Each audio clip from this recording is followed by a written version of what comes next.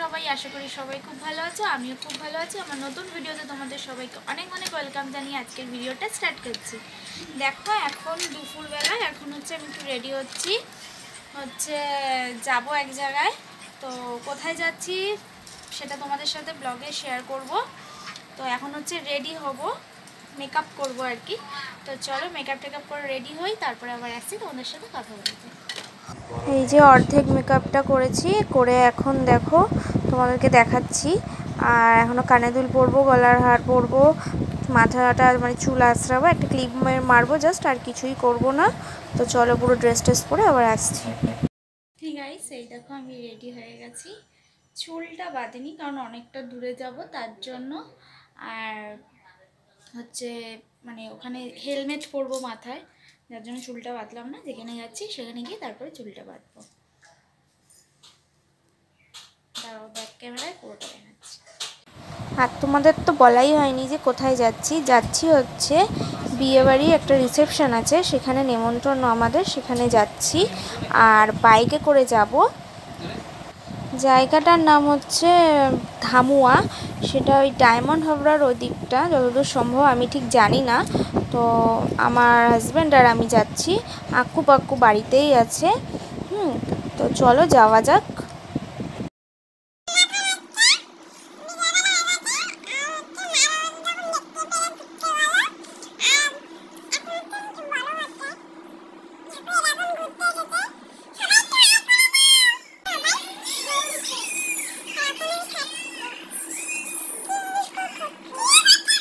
তোমরা তো দেখতেই পেলে, আকুশোনা ব্লগে মানে ভিডিও বানিয়েছিল। আমি আমার ফোনটা বাড়িতেই রেখে আসি, যখন ওদেরকে না নিয়ে আসি তখন আমি ফোনটা বাড়িতেই রেখে আসি, কারণ ওরা একটু ফোন দেখতে দেখতে খাবারটা খায় আর একটু টাইম পাস করে, যেহেতু মাও নেই বাবাও নেই তাই জন্য।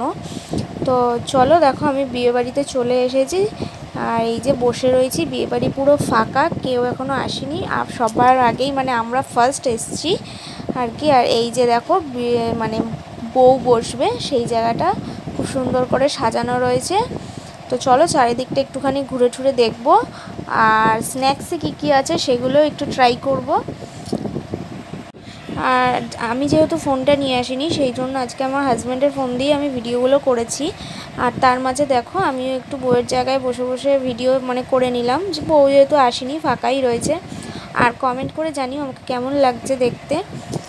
আর এদিকে দেখো অনেক কিছু খাবার দাবার সব রেডি হচ্ছে বানানো, এইগুলো আর কি খাবো, তারও একটু ভিডিও করে নিলাম। খুব সুন্দর করে সাজিয়ে টাজিয়ে রেখেছে, চিকেন পকোড়া, চপ, অনেক কিছু রয়েছে। আর এই যে মেয়েদের সব থেকে একটা দুর্বল জিনিস, যেটা হচ্ছে ফুচকা।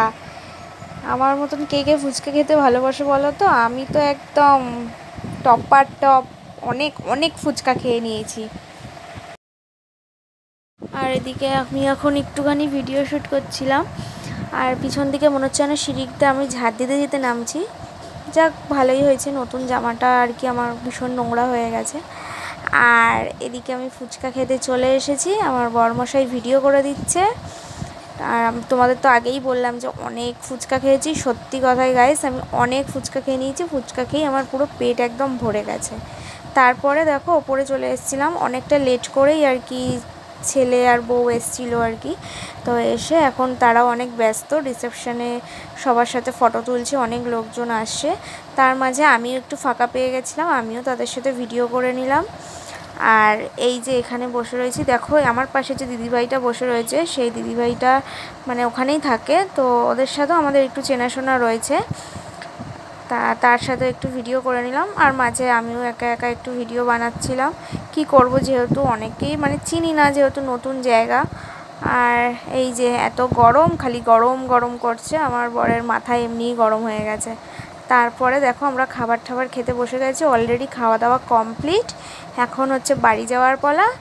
আর এই যে আমরা বাড়ি যাওয়ার, এদিকে দেখো কত লোকজন সবে এখন আসছে। তো চলো টাটা।